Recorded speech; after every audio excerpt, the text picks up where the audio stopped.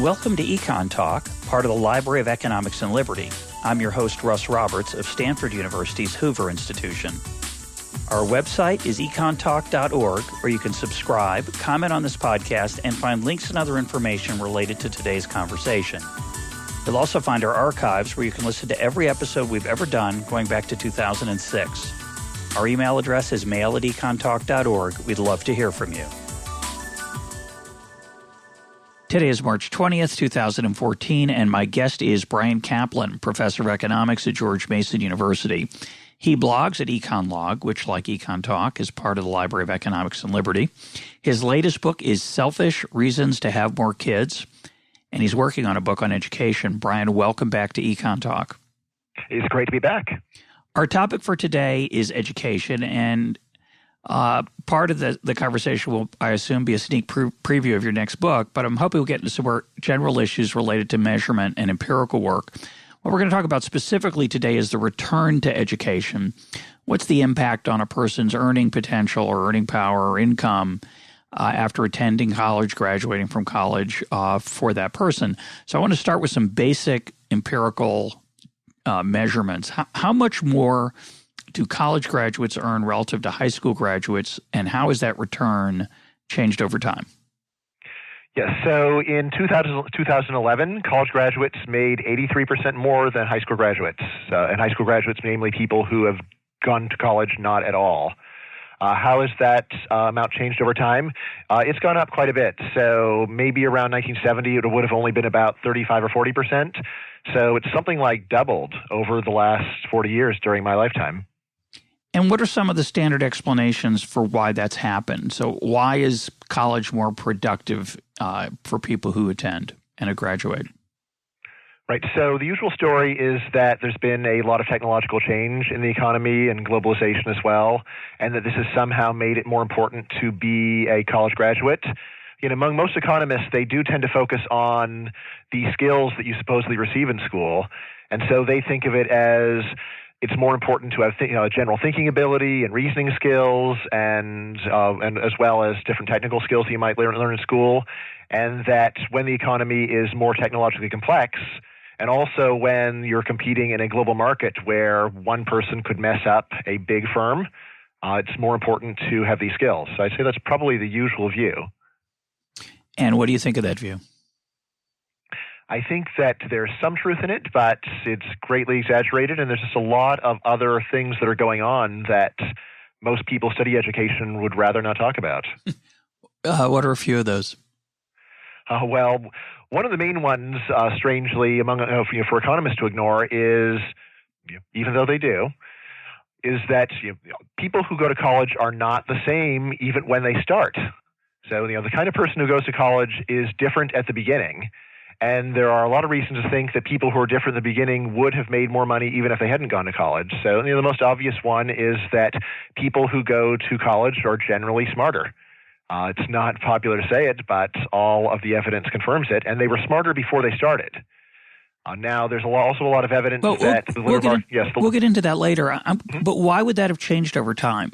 What's the reason? So this is an incredible change, right? I don't think there's any parallel development in the area of education over any other time period.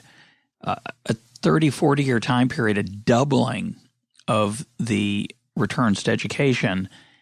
You're suggesting that you started by saying that the standard answer, which is, well, the world's more complex, it's all this technology, and so college students are more valuable. You're not convinced of that. I'm not either, by the way. I used to be more sympathetic to that until I started reading you. So I'm interested, why would you think that would change over time? Right. Well, again, so there's an important distinction to make. You need to distinguish between college graduates being more valuable and college itself being more valuable. Those are two different things. So the main problem that I have with the usual view is I take a look at what people actually study in school, and I see very little evidence that most students are acquiring any technical skills.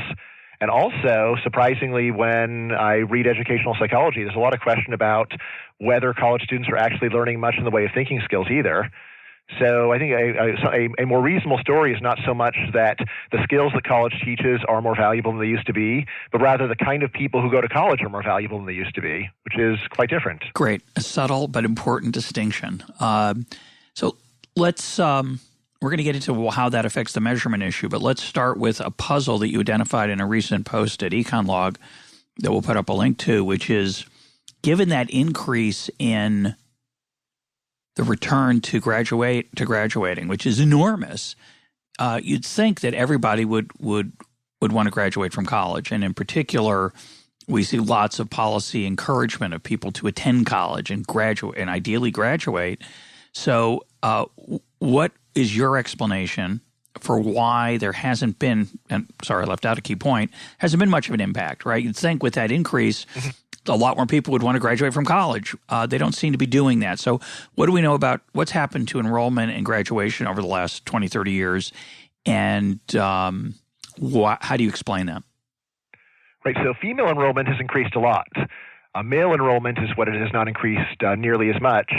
And then the graduation rate has been almost flat for these 2 decades. I think it may have gone up a bit for women. But that is the actual picture. Is even though we've seen this very large run-up in the payoff to finishing college, it doesn't seem like there's been that much response. And especially when you realize this increase in women going to college probably has a lot more to do with social norms than it does with the return. Well, we don't know that, do we? Well, I mean, if you just see all the other ways that gender norms have changed over this period, it seems plausible that this is just another example of women and the role that they see for themselves in society has changed, and that's why they're going to college more rather than the change in the payoff. Let's throw in good point. Yeah. Let's throw in one more piece of data which I left out, which is what's the return to attending college but not graduating? So the rate, the return you say is 83%. By the way, is that an annual difference? No. So this is just a premium. So this says if you just take a look at the average college graduate and his earnings and compare his earnings to the average high school graduate, the average college graduate makes 83% more in any given year. Or really in 2011, that's the year we're looking at. What about for someone who has attended college but not graduated? What's the premium for that? That is about 10%. So not very good. Less. Not very good. So far less. Which brings us now finally to the question I started with. Apologize for the roundabout way of asking it. So given that big increase in the return to graduating, not much of a return to attending, but a big increase, a big improvement in your income if you graduate, why aren't more people working hard graduating? And why isn't that getting more people to stay in school and finish? Well, probably a lot of what's going on is that for many people, graduation is hard. It's actually hard to pass the classes, hard to keep doing it. The kind of people who write about education are people who have had a fantastic educational experience. They've always been doing well in class. They've been getting their heads patted from kindergarten on. And not only do they have no trouble finishing, but the people they know have no trouble finishing. But most people have a lot of trouble finishing. So right now, the 5-year graduation rate for four-year colleges is only about 55%. So like 45% fall by the wayside during this period. As to why exactly it is they don't finish, so part of it is probably just the material's too difficult. So a lot of it is that people get really bored. And then another point is that even if you wouldn't actually fail out, it's just very discouraging to constantly receive C's or worse. And even if you could get your 4-year college degree with C's and get something out of the labor market, it's just hard to spend 4 more years being told that you are at the bottom of the barrel. But the puzzle then is that, while it is hard, enrollment rates haven't even increased for men, I think is what you said. And they've increased a little bit. A little bit, but not very much, given the huge increase in the premium.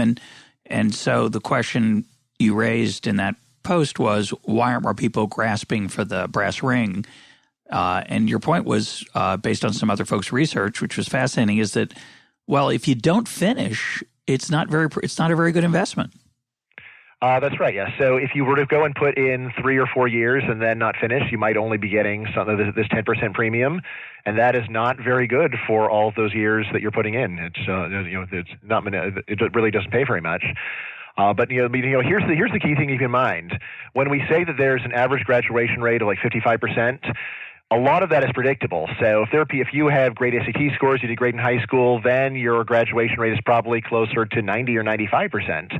But on the other hand, if you were in the bottom quarter of your high school class, then you're talking maybe like a 10% chance of finishing, something along those lines. So even if you aren't a great student, doing the math actually eventually becomes fairly easy. It's like, I can get an 83% if I finish, but I only have a 10% chance of doing that. Even if you don't think in such complex terms or think so quantitatively, just noticing that people like you almost never finish is probably does discourage a lot of people from trying. And then a lot of people give up once they see, I was hoping it would be easier, and it's not. Yeah, you're right. I thought this was a very nice way of capturing it. For students in the bottom quartile of academic ability, paying a year's tuition is almost as foolish as buying 10,000 lottery tickets. Just that the odds are stacked against them. They have a small likelihood of finishing. And that's right. So the way that some of the researchers who have worked on this topic have put it is, for the people with really high graduation rates, the fact that the college premium went way up doesn't change anything, because it was a great deal in 1970 and it's a great deal now. If you know you're going to finish, you get a 40 or 50% raise and you have 4 good years where you do well and people say that you're a good student. It's a nice experience, which then pays off. And on the other hand, for people who only have like a 10% chance of finishing, the fact that the return has doubled just means that it's gone from abysmally bad to really bad. Still not much of a reason to go. And then the really key people, the marginal people who are just on the edge, the main result of the research is there just aren't that many people like that. There aren't that many people who are on the border, and so even when the payoff doubles if you succeed, there aren't that many people who then say, okay, now I'll put in the extra effort to try to do it. Do we know anything about why those people don't finish? I mean, how many of them just were getting good grades and just decided to give up versus flunked out? Do we know anything about that? Right. So literal flunking out is pretty rare, just because most colleges, perhaps for financial reasons, don't like flunking people out. It's far better to string people along, let them keep going, kind of taking classes, trying, getting D's and C's. So certainly their academic performance is quite a bit worse than that of students who finish, but it's not clear that, it doesn't seem there's that many that are literally flunking out. It's just more people throwing in the towel. Interesting. Now you point out, which I never thought about, it's embarrassing, but it's true. You point out that colleges don't give refunds, which is an interesting thing. They let you in, right? I guess the answer would be, well, you took the classes, you learned what you learned, and so you got your money's worth. But it's an interesting thing. If you think the main value of going through college is finishing, not finishing would seem to be you'd think there'd be some refunds possible, but there aren't. Right. Well, I mean, if you were the first college that started giving refunds, you would probably have a lot of really marginal students showing up. And remember, one of the main things that colleges want to do is preserve the ranking, and being too open does hurt your ranking. So the kinds of places that would be likely to do this, or that would gain the most, would be schools that are very unselected to begin with.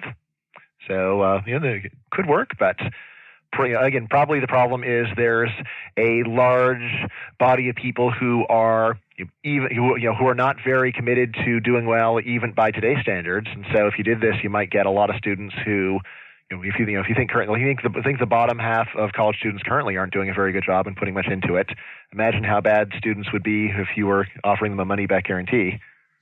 And you also point out, and I think it's always important to remind people of this, that one of the major costs of college isn't tuition; it's the foregone income that the income you give up by not working, and you don't get that back either.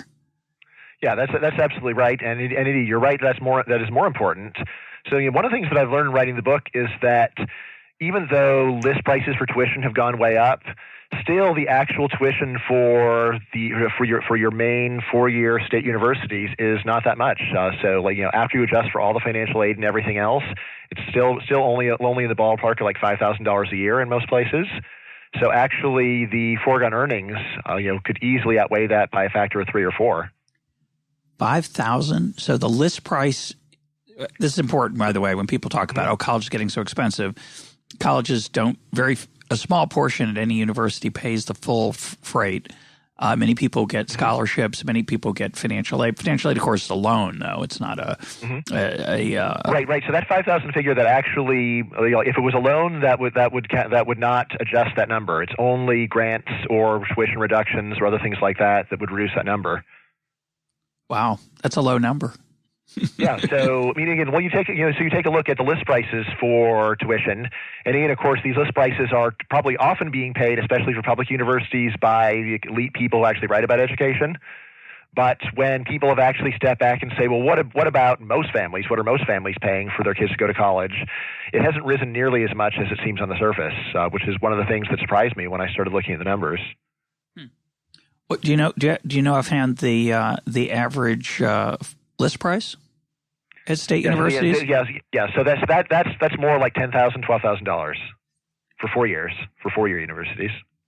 Okay, so it's less than half is what people actually pay. Mm-hmm.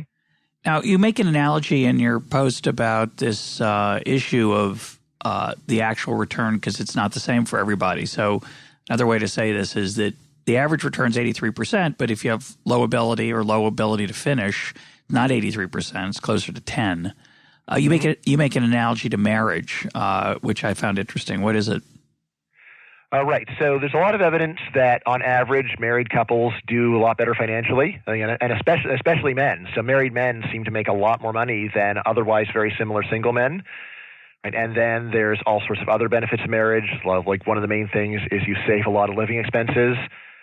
Just as a side issue for the book, I wind up looking into like how much do people save when they get married, and most estimates are something like takes like 35% off your cost of living. So you take a look at this, and marriage looks like a fantastic deal. But it can be a fantastic deal for most people who do, most people currently do it. So it doesn't mean that it's a fantastic deal for the people who currently don't get married, because they very possibly would have unusually high divorce rates. Right? So the kinds of people that get married tend to be committed, they're mature, they're ready to settle down. For them, marriage is a great deal. On the other hand, if you're still very immature and impulsive and you just don't feel ready to settle down, then you might think, I'll go and get married, I'll have all these benefits, but quite likely you won't really capture them because you are not yourself prepared to actually reap the benefits. And there are very large differences in divorce rates by education, which of course magnifies the return to. It complicates measuring the return to education and marriage independently, right? Right. Now, actually, a much simpler analogy that I drew in an earlier post is this: suppose you're a bank and you lend money out at 10%, and then someone asks you, so how much do you actually make? And you say 10%. So I said, well, wait a second. Does everyone pay back their loans? And no, there's like a 3% default rate. So wait a second. You aren't really making 10%. You're making 7%. So that default rate is actually extremely important when you're running any kind of investment fund, because even a very small default rate can completely wipe out the apparent gain that you get from the loans that succeed. So imagine if you had loan at 5% and a 6% default rate, you're actually losing money on average. And what I say is very much the same goes for education. The way that most people who talk about education talk, it's as if every time someone tries to get a degree, they succeed, because they only look at the numbers for the successful people. But that is a lot like looking at the success of a bank by only looking at the money you make on the loans that get repaid. Really what you need to do is count both the loans that get repaid and the ones that don't, and that can easily show that a bank is making a modest profit or losing money. And the same goes for education. You need to look at the educational investments that work as well as the ones that fail. And putting in those ones that fail can have a large effect on the overall profitability of investing in education. So you really need to keep it in mind. You're saying taking that crude 55% graduation rate, and let's make it 50 to make it easy. It says the real premium is 40, and it's 40 because half the people get 80 and the other half get closer to zero. Yeah, exactly. 10. Excuse me, 10. Right. Yes. So that is exactly right. So right, and then of course, if you as we were saying, now it's better to put the average number than 100%. Right. So right now, when people talk about education, they assume 100% completion rate. Far better to put in the 50%. Although even better, of course, is to individually tailor the prediction based upon the performance of the student in high school and SATs and so on. And then you'll see, well, for some people, it really is very close to 80% because they are great students. They always has been, and they're almost certainly going to graduate. And on the other hand, as we said, for other people who have maybe a 10% graduation chance, then they're talking a real pittance. Well, I think it's a great example of, we'll come back to this a few more times, I think, of heterogeneity, the fact that people aren't the same, that people are different. And as a result, when you say, well, what's the return to going to college? It's in many ways, the average is not a meaningful measure, right? It captures something, even when you include, we've talked about two different measures. One would be the assumption that everybody graduated. That's the 83% return. If we talk about the assumption, the more realistic assumption, the return's closer to, say, 45 or 50%, because 55% of the people graduate and the 45% who don't only get a 10% premium for attending. So as a result, the real return's much lower. But that return, the measured sort of okay, honest average return of 50-something%, that's very misleading because almost nobody gets that return. There's a bunch of people who have a very good chance at the high end of graduating. They're going to get 83. There's a bunch of people at the lower end who have very little chance of graduating. They're going to get 10. There are people in the middle where something like that, but almost nobody gets 50. It's either you finish and you get something closer to 80 or you don't.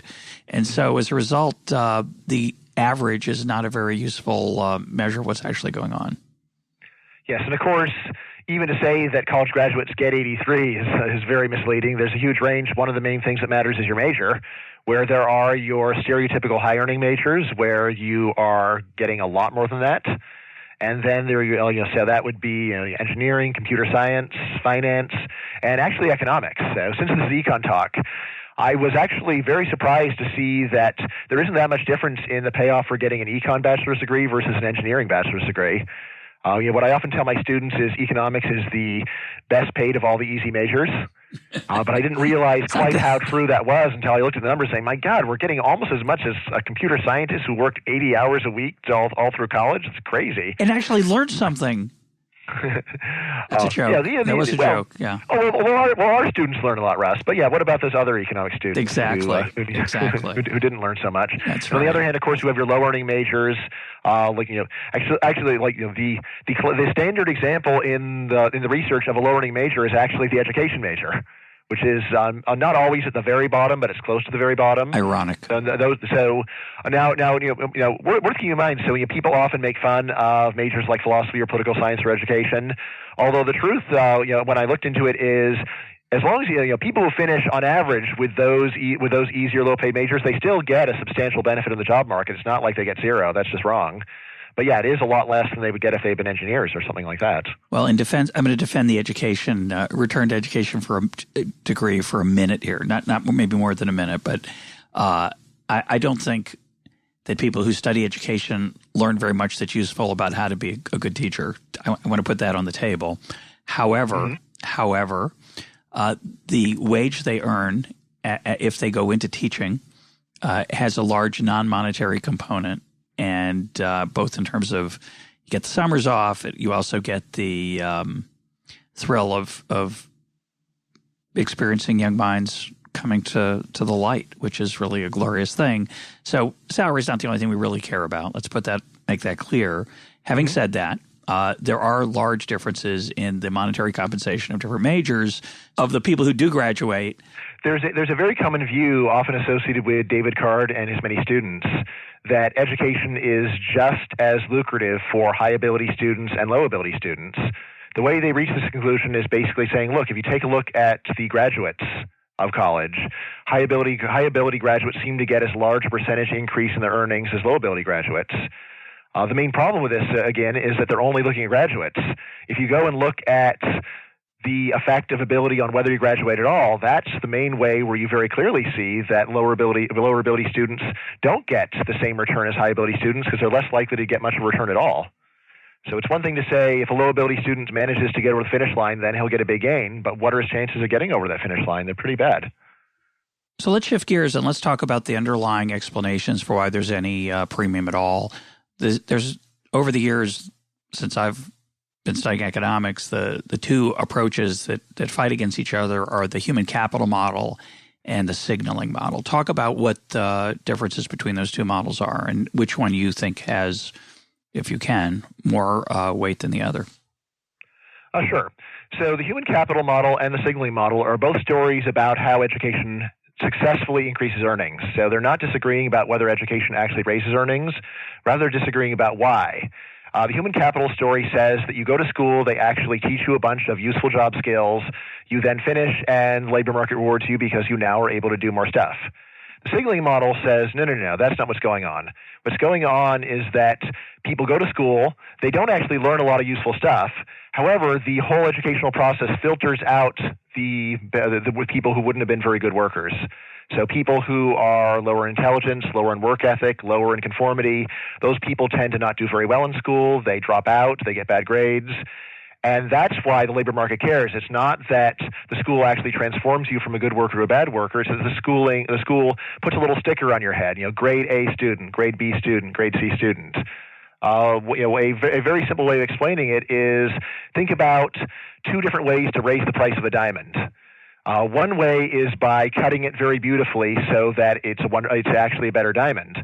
Another way, though, is you put on that funny monocle thing and you look at it and you appraise it. These are both ways that you can raise the price of a diamond. So cutting the diamond can raise the price, but also a very credible appraisal can raise the price as well. And the human capital story basically says that school takes these diamonds in the rough and it cuts them very nicely, and then that's why they're more valuable. And signaling says, no. What's going on is students show up to school basically as good as they're going to be. And then what the school does is it puts them through a bunch of tests, makes them jump through a lot of hoops, and then it certifies them and certifies their quality at the end. And that's why employers actually care. Now, of course, any sensible person will say, well, there's some truth in both stories. But the real question is not, is it all human capital or is it all signaling? The question is, what's the balance? The general view among most active labor economists is that signaling is basically irrelevant. It's maybe 5%, 10%. It's something that we can pretty much forget about.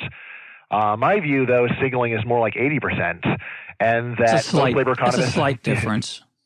Yes, most labor economists are ignoring a lot of relevant evidence, or they're disqualifying a lot of evidence that seems to be very credible on strange methodological grounds. Right? And I say, look, we should take a fair look at all the evidence. Don't just look at the kinds of evidence that economists cite. Look at what's going on in educational psychology. Look at what's going on in sociology. And of course, also remember what school was like. Everyone that's talking about these issues spent well over 10 years in school. So, does the human capital story actually even fit with your own experience?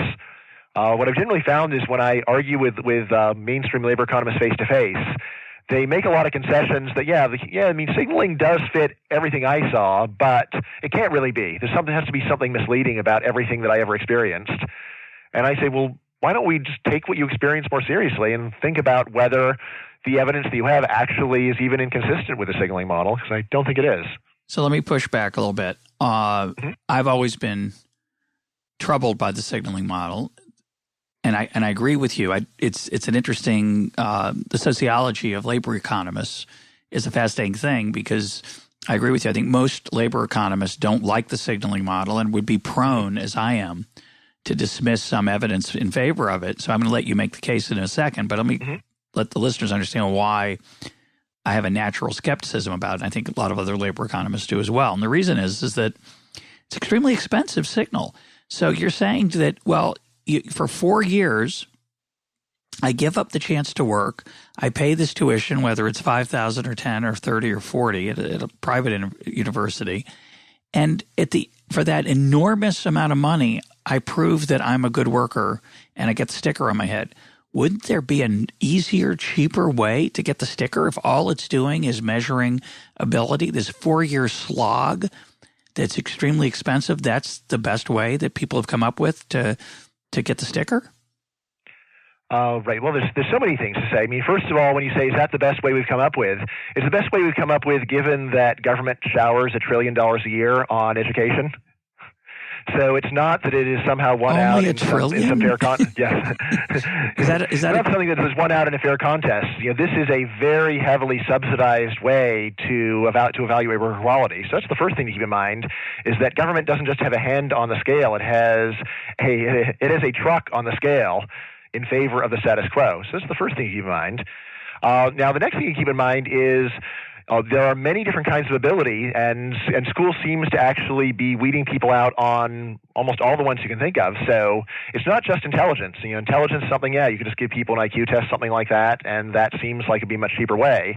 But what if what you're trying to find are workers who are, or workers who are hardworking, and especially workers who are conformist? Now there, it's a lot easier to see, well, why does it have to be so expensive and go on for so long? Well, suppose that someone came along, look, here's a way I'm going to certify that people are hardworking, but it only takes a month. Now, who are the first people who are going to be aligned for this 1 month certification? They're going to be people who aren't very hardworking. They're people looking for an easy way out. But Bryan, if you're arguing that the average college student is proving how hardworking he or she is, I think you got a tough test there.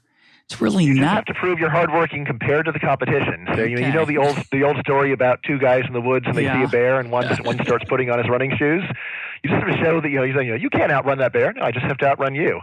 That's a lot of what's going on in education. Is that 55% of people are finishing. They're showing that they are quite a bit better than the 45% who don't. Again, I will say it is puzzling. Like, why is it that people are, don't finish when they don't have to do that much work? And when you say, well, what college is showing is they weren't even willing to do the little that college asked of them. So that is a problem. Well, I think the different, maybe a better answer for your case is that for the majors that do pay a premium, a significant premium above the average of the 83% premium for those who graduate, there are some who really do have to work very hard. Engineering and the sciences, computer science, even economics, you have to work pretty hard. Right, but there's actually a more fundamental answer to your question, and it says, look, not only can signals be expensive, they really have to be if there's a valuable prize at the end. So think about this. Suppose that someone came up with a chemical process to make diamonds as cheaply as plastic. How much longer would people continue to give diamond engagement rings?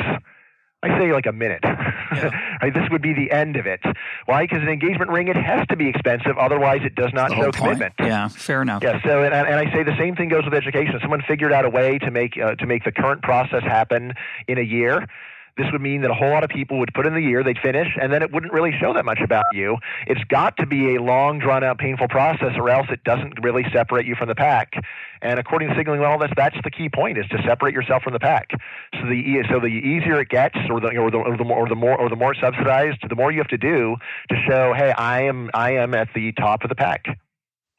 Yeah, I guess the next question would be, well, why isn't it 6 years or why isn't it 3? It is interesting that there's, and of course there is some movement toward 3. What the movement toward 3 is the advanced placement phenomenon, which is making Although there's a lot more movement towards 5 and 6. Yeah, is that true? So a lot, it is very common for students to not finish in 4 years. Very common. So that's why these graduation rates that when they're reported are usually like 5 or 6 year graduation rates for 4-year programs, because so many people, even those who finish, don't actually finish on time. And of course, we've talked about this before at EconTalk. There's a third part of college, which is exploring life and finding out who you are and all that. And the social part of college is a huge part, I think, of why people are willing to spend large sums of money to go through the experience. But going back to the signaling versus human capital argument, so I'm playing in the armchair. When I think back to the numerous college courses that I took that didn't change my life or don't appear to have made me more productive or more interesting or more thoughtful or whatever, many of them did. So, and I think that's a silly debate, right? But I take your point that when you think about it, there are some majors and some classes that didn't seem to have much productive value, but we can debate that for a long time. I'm curious what evidence, besides armchair theorizing, you point to that labor economists ignore, that you said was in other fields, et cetera, for the signaling theory. So in terms of the research, one very well-established fact that gets very little play is what's called the sheepskin effect. So we've sort of been touching on this point about how starting college without finishing seems to raise earnings by only 10%, whereas it seems to raise earnings by 83% if you do finish. But this is actually part of a much more general fact, which is that a lot of the payoff for education comes from getting your degree. It comes from crossing the finish line. Right now, in the early decades of the signaling model, this fact was not yet well established, and so there was a lively debate. Is there a sheepskin effect? Is there not a sheepskin effect? as long until the sheepskin effect was well established, when it was still in debate, almost everyone took for granted that a large sheepskin effect would show that signaling was important. Because otherwise, why would it be so important to just get over that finish line? So in terms of the human capital model, it's really puzzling. Like, what is it? The last class that teaches you the capstone? It's the capstone class. That's the whole idea. Yeah, the capstone class. Yeah. Like, why is it the person one Aristotle class short of graduation is getting only 10%, whereas if you just finished that class, you would get 83%? Okay, so well, hang on. Yeah. Two things. First of all, for those who are, I think, I don't know if this is a universally understood name, but a sheepskin is another word for a graduating college, getting your sheepskin. I don't know the origin of that. Do you know it, Brian? Yes, I do. So it's another word for diploma, and the reason is diplomas used to be written on sheepskins, actually. Oh, which is called, like, I think is it vellum? There's a name for sheepskin, some kind of. There's another name. That sounds right. I'm not sure that's right, but I see what you're saying. Yeah. It's a form of ancient right. Paper-like stuff. So yes. So anyways, my question is, hang on. My question is, it's 10%. You said the return's 10% if you don't finish. Is it 10% if you go for premium? Yeah, the premium. Sorry, yes, premium is over high school students is only 10% if you don't graduate. That is, attending colleges makes you a little more money relative to a high school graduate. Is that true if you go for 1 year, 2 years, and 3 years? Because what you're claiming is. You might be claiming if you go for 3.5 semesters and you're one course short of graduation, you still only get 10%. Is that true? It's a little more complicated than that. So if you go and take a very close look at the data for college, you'll see something like the first year college, that might increase. As long as you successfully finish that might increase your earnings by 5 to 10%. Then year 2, maybe another 5 to 10%. Year 3 seems to give you nothing, and then it's year 4 that gives you gives you the remainder, which is huge. I guess the question would be, and we see something very similar for high school as well. So ninth grade seems to give you a bit, 10th grade a bit, 11th grade seems to give you nothing at all, and then 12th grade, finishing that, getting the diploma, that's what gives you a very big raise over what a high school dropout would earn. Yeah, I guess the complication is that the people who do get, say, 3.5 years into their college career or one course short, why don't they finish? And what does that tell you? And I guess one answer would be exactly. Then now you're thinking like someone who believes in signaling. Now you're saying, and employer's asking, wait, why didn't this person finish? What is wrong with that person? I mean, maybe they just had some bad luck, but also it suggests, look, in our society, it's expected that you finish. You haven't finished. There are a lot of different ways that you could have made up whatever problems you have. So I'm nervous about you as an applicant. But just let me to go back to how the debate played out. So there was a long period when economists just weren't sure if there was a sheepskin effect or how big it was. During that period, everyone took for granted that a large sheepskin effect would show that signaling was important, and a lack one would at least undermine that. Now, in the late 80s, early 90s, it became totally clear that there were huge sheepskin effects. Better data came along, and several papers were published, and they've never been challenged successfully, or even not even challenged successfully. I don't think anyone's even tried to challenge them. The data is now so clear. But almost as soon as the evidence came in very strongly that that sheepskin effects were very real and very large, let me guess. Then labor economists moved the goalposts and said, well, it doesn't really prove anything. Of course not. Right? And then they came up with some very sophisticated mathematical models where it wouldn't have to prove anything. Say, yes, you can come up with a model where it doesn't prove anything, but that doesn't mean that it doesn't. In order to show that it doesn't, in order to say that it doesn't mean anything, you have to say, well, maybe there's got to be some totally unmeasurable difference between the people who just finish and the people who just don't. And I can't tell you what that thing is, and none of the things we actually measure work.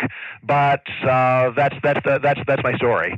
Right, and just when you know that these people that are making these arguments have been through the entire educational process, they finished at least 3 different degrees. To be a researcher on this, you finish your high school degree, you finished your bachelor's degree, your master's, probably your PhD. And for people like that to say, I'm totally unconvinced that it matters whether you actually get your degree and cross the finish line, to me it's just insane. Like, very well, you were a student, that if you didn't finish, that would ruin your life and prevent you from getting this job. So that. Everyone around you knew that. If you were to go and deny that to the fellow students and say, I'm not showing up for the final exam because what difference does it make? It makes a lot of difference. Right, and it makes a lot of difference because people who don't finish are quite different from people who do, and employers will hold it against you. Yeah, it's fascinating. Any other empirical evidence you want to cite that's relevant besides the sheepskin effect? Sure. Well, so I mean, there's some abstruse research evidence that I could go over, but actually, I'd rather focus on some arguments that in a way, I think there should be research on them. Although in a way, they're too simple and clear to get a paper. But so here is one fact that I've often noticed. What do students do when a professor cancels class? They're happy, right? They cheer. Right, and from a human capital point of view, this is bizarre. This is basically the professor saying, how you went and paid some tuition for me to train you to be a better worker so you can do better in real life? Yeah. Well, I'm going to keep your money and I'm not going to give you the training. See ya. That is effectively what the human capital model is saying. What happens when a professor cancels class? On the other hand, so the signaling model says, well, why are the students happy? Because employers will never know that you cancel class. What they're learning, they're probably never going to need to know again. It's not going to show up on their transcript. If everybody learns less, then this is not going to change the distribution of grades in all likelihood. So then students get an extra afternoon off, and then it's not going to affect their future. So this is something that my 11-year-old sons, who are fanatical about doing their homework, yet they're delighted with every snow day, say, "Why are you delighted?" And I say, well, it doesn't disadvantage us compared to anyone else. So, and they're like, "Well, aren't you worried about the stuff? Like, you're gonna need to know the stuff you didn't learn." And even at 11, they're cynical enough to go, "Yeah, right. Like that's never going to happen." Well, I gotta say, kid, you have peered deeply into the system and seen its true nature. Yeah, I fight off the urge to say, well, Brian, it's in your classes they cheer, but in my classes they weep. But that's I'm going to leave that. I'm not going to say that. That would be cruel. Or here's another one of my my favorite debating points. Claim. Right now, you can get the best education in the world for free if you want it. What am I talking about? Well, if you suppose you think Princeton is the best education in the world, you don't need to apply. You don't need to get admitted. All you do is move to Princeton and start attending classes. And in my experience, no one will stop you. No one will card you. If you go to the professor and say, I'm not a student here, but I'm interested in your class, most professors get a tear in their eye. Say, someone actually wants to learn from me. But if you go and get this totally free Princeton education for 4 years, there's one thing you won't have at the end: any proof you ever did it. Right, and if you consider this, deal A is you go to Princeton, and get a Princeton education with no record that you ever did it, or you go to a much lower ranked school where you admit you were getting a worse education, but there is a record. Which one is going to do more for your career? Almost everyone says, well, obviously the second one. The first one may make you an interesting person, may be a great experience, but employers aren't going to care because they won't believe you. There's no sign that you were ever there. Whereas getting a bachelor's degree by the book from Podunk State, on the other hand, that actually is that gives you, it doesn't give you nearly as much as getting a bachelor's degree from Princeton, but it gives you something that is real and tangible. Yeah, but your point is stronger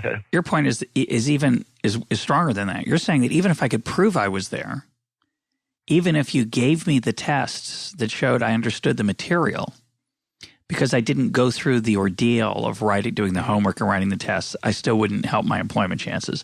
And that's where it gets a little more complicated, right? Because, we recently talked with John Cochran about MOOCs, and we've talked with others about MOOCs here, the online educational opportunities, which is what I thought you were going to talk about. I thought you were going to say, well, a person can get a great education for free.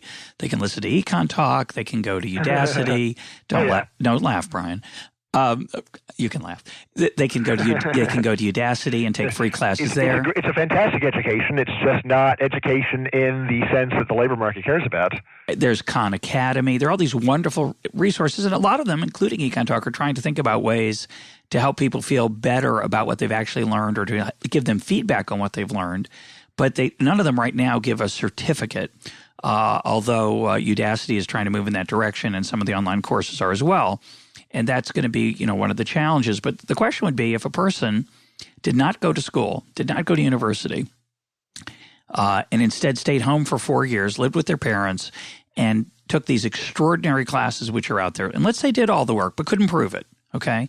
So in certain fields, I don't think it would matter that they didn't get the sheepskin. I think if you could say they might have trouble getting in the door, I agree with that, but they would have learned something very, very, very, very useful. Say, for example, if they study computer science at many of these places now that are available online, many of these classes that are available online, you can teach yourself many of these things without going to university.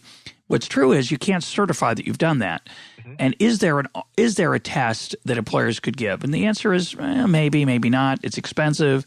It's much easier to take a person with good grades who's gone through a standard university program. But of course, many of these people don't go to college and become very successful. They start their own businesses, et cetera. But so it seems, I don't know, it just seems your thought experiment there seems it's a little more complicated. I mean, that foot in the door remark that you made is spot on. So I've often had this argument with Tyler Cowen about signaling. He says, look, Bryan, you don't know what you're talking about. I actually have a job where I have to hire people and fire people, and I know how things work. And he says, and I say, like, within 3 months, we know whether a worker's good or not. So it's crazy to think that you have to go and spend all these years signaling in order to get the job. But I say, wait a second, you're looking at this the wrong way. What has to happen before you can evaluate someone for 3 months? You have to hire them. What has to happen before you can hire them? You have to interview them. What has to happen before you interview them? You have to go and pull their application out of a giant stack of other applications. And so anytime someone has 300 applications for one job, what are they going to do? They're going to go and start thinning it by throwing away applications from people that don't seem like they're worth giving an interview to. So if you have an unconventional transcript, an unconventional background, so maybe you just don't have any proof that you did it, or maybe it's just something weird that you did or unusual that you did. This is something where employers quite reasonably don't give you a chance because they're not in the business of giving chances. They're trying to run a business. To go and actually give every one of 300 applicants a full interview would be enormously costly. So it's very natural that they actually throw most applications away before they even give the person much of a chance. I'm going to give you a little more evidence on your behalf, and maybe I stole this from you, or maybe you've already thought of it. It's hard to believe I'd have come up with something you haven't thought of, Bryan, on this, because I know you think about it a lot and you're a very clever man. I have a lot of respect for you. I'm serious. I have a lot of respect for your creativity, especially as a debater. But here's an interesting example. Sometimes someone turns out to have lied about their qualifications for a job. They don't have a degree from Harvard. They didn't get a master's in such and such, and they're immediately fired. And they're not fired because they can't do the job well. They're fired because they lied, not because they're incompetent, which would seem to suggest that the piece of paper itself is maybe not so important. Well, there is a reason to be concerned about having con artists in your employment, right? No, I'm not saying it's wrong. I'm just saying that. But I'm saying just as a business decision, saying, look, this guy is perfectly able to do the job, but he's a con artist. No, I would fire that person, and I think it's a smart business decision. No, I agree, but I'm agreeing with you. I didn't say it well. What I'm saying is that actually attending the university didn't have any impact on whether they were good at the job or not. And it's not like the people say, oh, the person didn't attend this university, doesn't have the degree, obviously they can't do the job. They've been doing the job.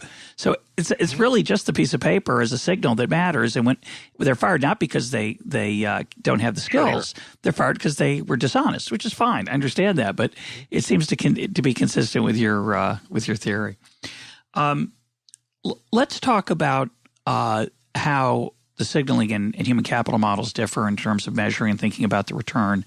And the thing I think is most valuable about it for me is forcing you to think about the role of ability, underlying ability, and unobserved variables. Because I think a lot of labor economists – I like your sociological observation that we're all graduates of universities and therefore we tend to be sympathetic to this idea that we were transformed by them. We didn't just jump through a bunch of hoops. I like that point. But I think most people are sympathetic to the ability idea because they look at the transformational idea, the human capital argument, because they look at the data. And look, going to college makes you more productive because you make more money. But your point really is that the people who go and don't go aren't the same, which is where we started. So let's come back to that and talk about how that affects how people measure the return to education, why it's so important. And is there anything you can do about it? Sure. So, like during this whole conversation, we've been talking about the observed education premia. So this is just taking a look in the world and seeing how much does the average college graduate make, how much does the average high school graduate make, and then we'll suddenly say, okay, so 83% advantage for the college graduate. Now, if you are, if you are a terrible statistician, you'll then say, getting a college degree raises your earnings by 83%. And I'm actually a little bit nervous that if you go through the transcript of our conversation, one or both of us has said that at some point, just as simplification. It's but tempting. It's important to realize, it's tempting. Yes, it's tempting, but wrong. Right. So I think as I was saying at the beginning, when you see that college graduates are earning 83% more than high school graduates, you have to ask, right, so there's one thing that's different about them, and that the college graduate went to college and finished. But is that the only thing that's different about college graduates versus high school graduates? And well, of course not. So the average college graduate is going to be smarter. He's probably going to be harder working. He's probably going to be more conformist, less impulsive, have many other advantages. And that 83% is capturing all the advantages that the college graduate has, not just the single advantage of the education. It's capturing the benefits of a lot of advantages he had before he ever started school. So if you really want to find out how much did his education raise his earnings, you need to correct for or adjust for all of these initial advantages. So there is a big research literature that tries to do this in economics. If you do this the simple way, namely you just try to go and measure the pre-existing advantages and then redo the statistics, then you generally find that the true education premium is a lot less than the observed one. So just putting in or just correcting for your measured IQ before you start college, that will usually bring the payoff down by about 30%. It's not 30 percentage points, but 30%. So bring it down from 80 to maybe 55, something like that. So that is one very important adjustment. And then once you put in that adjustment, you say, well, geez, there's a lot more going on than just intelligence. There's work ethic and conformity. Some of these things there aren't very good measures for, but you can still say it seems plausible that it's actually other abilities that are accounting for this. So in my book, after going over all of the evidence that I could find and just weighing it all, I say, well, my best guess is that only about 55% of the gain that you seem to get is genuine, and the rest is what college graduates would have the extra amount college graduates would have actually earned if they hadn't even gone to college. So that is my story. Now there's a lot of very technical statistical work that actually has higher status than the research I'm talking about, where they try to say, no, the 83% is genuine. We can talk about that if you want, but at least my view is that the simple standard method gives the obvious answer, and probably as a result, researchers have turned to a much more complicated approach that gives the answer that they're more interested in hearing, which is what you see is what you get. Let's talk about this general issue in empirical work, which is sometimes we're just stuck with variables that are produced by the data sets that we have access to. So, for example, one I've always found strange is years of schooling, right? I've seen lots and lots of statistical analyses that use years of schooling as a predictor of, say, income or something else. And, of course, a year of schooling in one place is not the same as a year of schooling somewhere else. We had Lant Pritchett on recently talking about education in outside in poor countries, and it's tragic, right? A year of education, forget this human capital signaling thing. In a lot of places, and of course this is true in the United States as well, a year of schooling doesn't mean you learned anything. And yet, actually, if you look at earnings in countries where they have really crummy schooling systems, it seems like a year of education in those countries pays as much or as more as it does right here. Is that true? I'm kind of a skeptic about that, Brian. Yes. Tell me about that. Right. So there's been a lot of effort to measure the international return to education, look at different countries. And the very standard result is that actually in poor countries that generally have, as Lant Pritchett points out, these very crummy educational systems, the payoff in the labor market of getting another year of education or getting more degrees seems to still be on the order of like 10% per year. Which again, in terms of what they're teaching them is crazy, but in terms of saying, look, people who are willing to jump through these hoops and endure this horrible process where they don't even learn anything, it still seems to say something about you as a worker, and it makes employers in those countries more willing to hire you, and you do actually get an advantage, even though you don't seem to be learning much of anything. Kind of skeptical about that. I guess, if you're in a school, say, where the teacher doesn't show up most of the time, which is one of the examples that Pritchett was talking about, you're telling me that you get a premium just for your ability to show that you can sit there? I don't know. It's hard to believe. Could be. Right. Well, so you can take a look at third world countries and see that people with more education, make more money there, just like they do here. It's just the premiums are very similar to here, or actually a bit higher. So Again, the main thing to remember is, of course, employers don't know the details. So you might have gone to the school where the teacher never showed up, and maybe they wouldn't have considered that to be really much of a signal. But if teachers show up, say, 2/3 of the time, and yours didn't show up at all, they may still be willing to give you a big pay hike because they're just playing the odds, which is what all employers are doing all the time, is playing the odds. You get 300 applications. You don't go and hire people based upon the truth. You do it based upon your best guess.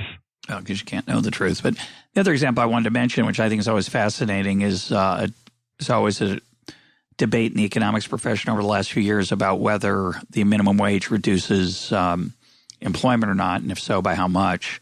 And, of course, one of the challenges of that literature, which I don't think it does a very good job of dealing with, is the fact that most workers aren't affected by the minimum wage. So when you're trying to look at a country of a few hundred million workers, 100+ million workers, most of them are not going to have any effect. So it's very difficult to tease out that measure. And so it fascinates me to think about the challenges of actually attributing causal relationships here when these things are poorly measured and there's a lot of heterogeneity. Right. So, my view is, of course, everything you're saying is true. I still am a firm believer in the view that some numbers are better than no numbers. It's better to do a very stripped down, oversimplified version than to just say do whatever you want to do. And especially when you start with some numbers, however crummy, then you can say, all right, so here's our first product. It's a beta, it's a prototype. Now, how can we improve this? So like one of the main things that I'm doing in the chapter that I'm writing right now is trying to put together all of the evidence on all the different ways that education is supposed to improve your life, and just try to go and get a very comprehensive list of like everything anybody's ever said, anything that seems plausible, put it all in. Now, like, are there going to be problems with this estimate? Yeah, like basically at every single stage there's a problem. But still, just to get a ballpark idea about what's going on. When I think about hiring a contractor, the contractors that I absolutely never hire. The ones when I say how long will this take, and they say I can't tell you. Those people have no chance in my book. Someone who says like maybe 6 weeks. Those people have a chance in my book. At least they're giving me some kind of a number. We all know it's not the exact truth, but at least being willing to stick their necks out and tell me something. Something I can work with. That's where I can say, all right, so you're like way over what you said you were going to do, or if there's a delay, say, well, yeah, I can understand a delay of a week, but why is you delayed by 3 weeks? Like it's taken 9 weeks. It should maybe 7 based upon the guy who worked for you being sick for a week. So what's up with that? I would always rather have some evidence rather than no evidence, and then just try to do the best we can. And then, and then at the end, also, I think it's always fine to say, so here's like a fudge factor. So if we go and correct for every ability we can measure, we see that the payoff for education seems to go down by 35%. Well, what about all the stuff we haven't put in? I don't know, maybe that changes it to like 45%, something like that. Just seeing if all the stuff that we can think of and measure easily brings the return down by 30 or 35%. Then if we were to go and tack on the other stuff that we haven't seen, 45% sounds good. And again, is that is that like a hard fact? No, it's just a reasonable judgment that reasonable people will make. Yeah, I don't disagree with you, by the way. I don't think I have no problem with the idea of arguing that some data is better than none, as long as it's relevant. And my general skepticism is toward sophisticated empirical work. Mm-hmm. Meaning multiple regression analysis, which struggles, I think, to prove anything that's reliable. I find often, and I think what's fascinating, your example is a good example, right? Here you have all this evidence that should have convinced all these labor economists it hasn't. Either they have a terrible confirmation bias problem, which I'm willing to entertain, or you do, right? And the information is not quite as decisive as it appears to you. I like your point, though, which I think is extremely relevant, which is that. And you'd have to document it to make it strong, which is, well, gee, before the evidence came out, they did seem to say that it wouldn't be found. So when they did find it, they should have had some adjustment of their priors, but that's hard for people. So that's probably confirmation bias. Mm-hmm. To me, what is most impressive is that when I actually talk to people who officially don't believe in signaling, their actual experiences are so similar to mine and so similar to what the signaling model would predict. So I was talking with one very, very eminent labor economist about his experience as a bank apprentice in Germany. And I was saying, so did you consider just going on and being a banker? He said, no, you have to get college for that. and he actually laughed at his own sentence because he realized that what he was saying fit with my story so much better than his, and yet that was his spontaneous reaction to what he saw with his own eyes. Yeah, it's interesting. Well, we're almost out of time. Let's close with an issue that comes up now and then. Well, it's actually a perennial issue, which is the case for subsidizing education. A lot of people argue that because the returns are so high, even if they're only 40 or 50%, the returns are high. And since students have difficulty accessing capital frequently to borrow to get that and make that investment, and capital markets for human beings are not very effective, I can't promise you my future returns, so it's hard for me to use that as collateral. So people use that along with the alleged externalities, positive externalities of having an educated public, to justify public subsidized education, either in the financing of education or the provision of it. What's your opinion on that? And we'll close on that. Right. Well, really what's so important about the signaling model is that it says, look, you are correct to believe that education increases the earnings of the individual who gets the education. You're wrong, though, to think that it's socially valuable for everyone to get a lot more education, because all that will do is raise the bar for how much you need to have in order to get a job at the same level. So, I mean, the heart of the signaling model is saying that actually there's a big negative externality of education, that every time you get more, you're making everyone else who didn't jump through the same number of hoops look worse. So, really what the signaling model is saying is it's an arms race. It's an arms race. Yes, it's an arms race, and the fact that the private return, if it is a fact, the private return is high, is really a very bad argument for pouring more money on. Now, the other point, as we were saying, is that the return is not actually the return that you should be looking at in terms of this argument from not being able to borrow against your future earnings. The return you should be looking at is the return for the marginal people, the people who are just on the edge of going or not going. And as we've seen, the return for those people is actually quite mediocre, right? And then finally, if you adjust for ability and everything else, really, I would say that once you appreciate signaling, you realize that we have subsidized education way past the point of positive returns. So, I mean, by my calculations, actually, the social return to education is now quite negative. And it would be a much better policy to drastically scale it back. So rather than encouraging more people to go, I think it's better to discourage them from going, or at least encourage them less. So in fact, the biggest policy implication that's going to come out of my book is we just have way too much education. I call this the white elephant in the room. There's way too many people going to school. Maybe not from their own selfish point of view, but certainly from a social point of view. To go and pour more money on this really is throwing gasoline on the fire, and we need to do less of it. My guest today has been Bryan Caplan. Bryan, thanks for being part of EconTalk. Thanks very much for having me, Russ. It is always a pleasure.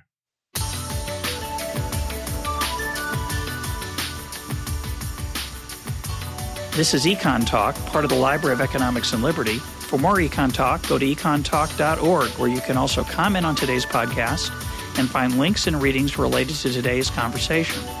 The sound engineer for EconTalk is Rich Goyette. I'm your host, Russ Roberts. Thanks for listening. Talk to you on Monday.